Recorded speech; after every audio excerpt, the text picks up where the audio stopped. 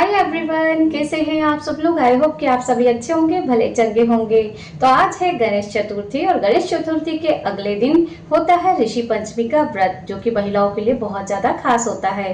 तो आज है 27 अगस्त 2025, यानी कि गणेश चतुर्थी का दिन है। दिन भी बुधवार है, जो कि भगवान श्री गणेश को समर्पित दिन है। और आज गणेश की स्थापना कर ली जाती है पूरे 10 दिन के लिए। आज के वीडियो में मैं आपको बताने वाली हूँ क्यों खास है ऋषि पंचमी का व्रत और हर महिलाओं को ये व्रत क्यों करना चाहिए। ये व्रत गणेश चतुर्थी के अगले दिन किया जाता है और बहुत ही ज्यादा पवित्र व्रत कहलाता है। देखिए, ऋषि पंचमी का जो व्रत होता है वो मुख्य रूप से महिलाओं द्वारा रखा जाता है। इस व्रत को लेकर मान्यता है कि यह व्रत महिलाओं को मासिक धर्म के दौरान जो भी हम लोगों से गलतियां होती हैं, जो पाप होते हैं, रजस्वला दोष से मुक्ति दिलाता है। इस दिन गंगा नदी में स्नान करने का विशेष ज्यादा महत्व होता है साधक द्वारा। इससे साधक के पाप तो नष्ट होते ही है माना जाता है और इससे सप्त ऋषियों का आशीर्वाद भी मिलता है। तो अगर आप ऋषि पंचमी का व्रत कर रहे हैं तो आपको एक दिन पहले से ही, रात्रि से ही मतलब नियमों को पालन करना चाहिए।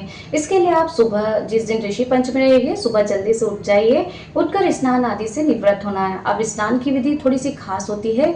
अपामार्ग एक जो है पत्तियां सहित दातुन आता है, वो आपको कहीं पर भी घास के रूप में आप देख सकते हैं, या गांव में आपको आसान से मिल जाती है। आजकल तो शहरों में भी मिल जाती है। और मार्केट में आप जाएंगे तो आप गणेश चतुर्थी वाले दिन जाएं या ऋषि पंचमी वाले दिन, आपको बनी हुई दातुन की 108 दातुन की लकड़ियां मिल जाती हैं। उससे आपको सबसे पहले दातुन करना होता है। अपामार्ग की लकड़ी बोला जाता है उन्हें, और उसी से आपको सर्वप्रथम दातुन करना होता है। इसके बाद अपामार्ग की ही पत्तियां होती हैं, जो कि 108 पत्तियां होती है और 108 दातुन होते हैं। उसी से आपको स्नान करना होता है और दातुन करने होते हैं। तो जो पत्तियां होती है उसे आप सिर पर रख लीजिए, 108 पत्तियां। उसके बाद 108 लोटे जल से आपको स्नान करना होता है। देखिए, सब जगह की परंपरा अलग अलग होती है, लेकिन जो विधि का विधान है, जो शास्त्रों में लिखा गया है और जो मेरे वहां पे होता है, वो मैं आपको बता रही हूँ।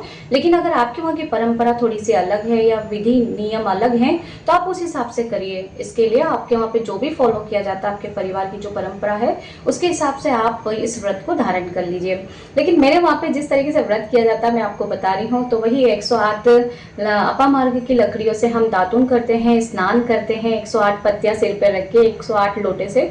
उसके बाद ही आपके स्नान की जो प्रक्रिया है वो पूर्ण होती है। उसके बाद आप नहा कर आते हैं। एक बात आपको और मैं बताती हूँ, जब भी आप स्नान करेंगे, आपको साबुन का इस दिन प्रयोग नहीं करना है। जी हाँ, मतलब आपको इस दिन केवल ऐसे ही स्नान करना है पानी से। अगर गंगा नदी में जाकर आप स्नान कर सकते हैं तो सर्वश्रेष्ठ है, नहीं कर सकते हैं तो कोई बात नहीं। आप घर में जो नॉर्मल जल होता है उसी में आप थोड़ा सा गंगा जल मिला लीजिए और 108 लोटे जल से आप स्नान कर लीजिए। छोटा लोटा आप यूज कर सकते हैं, बड़ा बड़ा लोटा अगर आप यूज करेंगे तो 4-5 बाल्टी आपको लग सकता है पानी। तो आप छोटा लोटा ले लीजिए और उससे ही आप स्नान करें, साबुन का प्रयोग नहीं करें। उसके बाद स्नान करने की जो प्रक्रिया है वो समाप्त हो जाती है। उसके बाद आपको सूर्य नारायण भगवान को सर्वप्रथम आपको जल अर्पित करना है। पूरे आपको एक चक्कर लगाना चाहिए, मतलब ब्रह्मांड की आप एक परिक्रमा लगा रहे हैं, परिक्रमा लगाते हैं, वैसे ही आपको सूर्य नारायण को जल देते समय एक आपको परिक्रमा कर लेना है। इसके बाद आप अपना तैयार हो जाइए। ये व्रत पूरा आप सुहागन जैसे रहते हैं वैसे ही आप अच्छे वस्त्र पहन के पूरा सुहागन की तरह तैयार होकर इस व्रत को करें। अगर देखिए, मैं आपको बता देती हूँ, अगर ये लड़कियां अगर रजस्वला धर्म से होने लगती हैं तो वो लड़कियां भी ये व्रत करती हैं, ठीक है। और सुहागन महिलाएं तो करती ही हैं, लेकिन जो लड़कियां मासिक धर्म से होना स्टार्ट हो जाती हैं तो उनको भी ये व्रत धारण करना चाहिए, क्योंकि जाने अनजाने में कोई ना कोई ऐसी गलती हो जाती है जिसके कारण हमें इस दोष से मुक्ति इस व्रत के द्वारा मिल जाती है। तो ये वाला व्रत लड़कियों को भी करना चाहिए, जो मासिक धर्म से मतलब हो चुकी हैं, उनको ही ये व्रत करना चाहिए।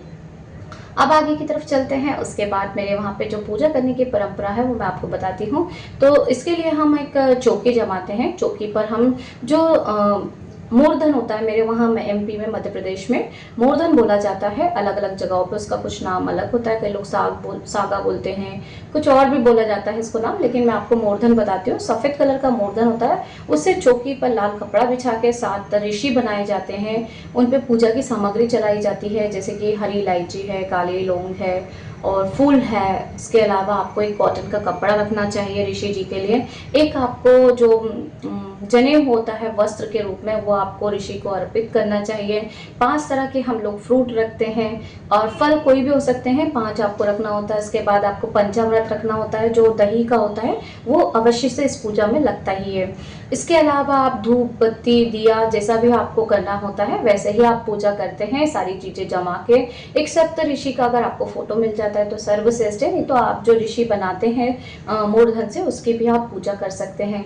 तो इस तरीके से आपको पूरे विधि विधान के साथ पूजा करना है ऋषियों की। और ऋषियों से जो आपके पूरे साल में जो आपसे गलतियां हुई हैं उनसे दोष से मुक्ति होने के लिए आपको ऋषि जी से हाथ जोड़कर विनती प्रार्थना करना चाहिए। इसके बाद आपको ऋषि जी के लिए आपको मैं एक बात और बता देती हूँ कि अगर आप ये जो व्रत धारण करते हैं वो निराहार रहा जाता है, लेकिन कई लोग निराहार आज के टाइम बिजी जिंदगी में ऑफिस भी जाते हैं, वर्किंग होती हैं वुमेन्स, तो नहीं कर पाती हैं। तो आप पहले जो पूजा होती है ऋषि पंचमी की दोपहर तक आप कर लीजिए। इसका टाइमिंग कोई फिक्स नहीं होता है, लेकिन आजकल तो आप देखेंगे गूगल पे बहुत सारे मुहूर्त निकल जाते हैं, आप वो कर लीजिए। लेकिन दोपहर के पहले आपको ये पूजा कर लेनी चाहिए। उसके बाद आप फल वगैरह आप लेना चाहें तो ले सकते हैं, जल पानी ले सकते हैं, कोई दिक्कत नहीं है। जैसा आपका शरीर आपको सपोर्ट करे वैसा ही आप इस व्रत को धारण करिए और पूरा करिए।